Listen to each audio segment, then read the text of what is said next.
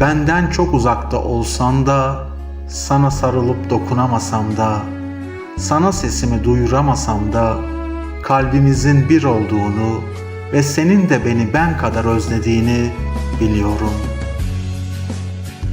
Sen belki kilometreler kadar uzağımdasın ama her aklıma geldiğinde içimi titreten, bütün ruhumla, benliğimle yüzümü güldüren en güzel his, en güzel şeysin.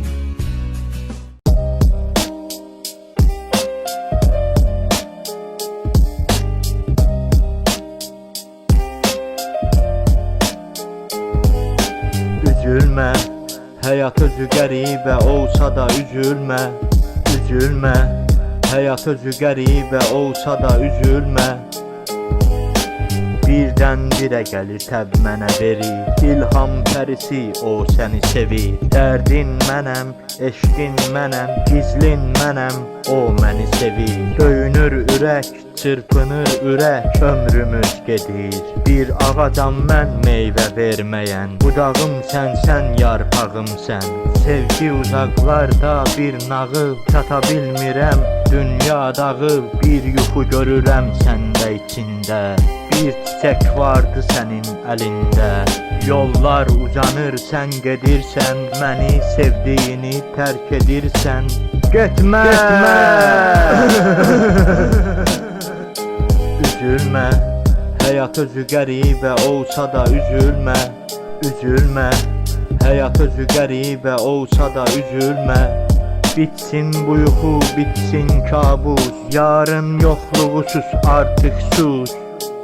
Sus. Tutsam uzaqdan əllərindən, öpsəm xəyalını öpsəm. Pərilər ağlayır həsrətindən, uzaqlardan çıxıb gəlsən. Üzülmə, həyat özü qəribə olsa da üzülmə. Üzülmə, həyat özü qəribə olsa da üzülmə. Eşq ola həyatın mənası, sevgi diləyən hər insanın duası. Eşqidir mehrabı uca göylərin, eşqisiz ey dünya nədir dəyərin? Atalar bax burada yaxşı deyir, sevgi sevən mərd olar, sevməyən namərd olar.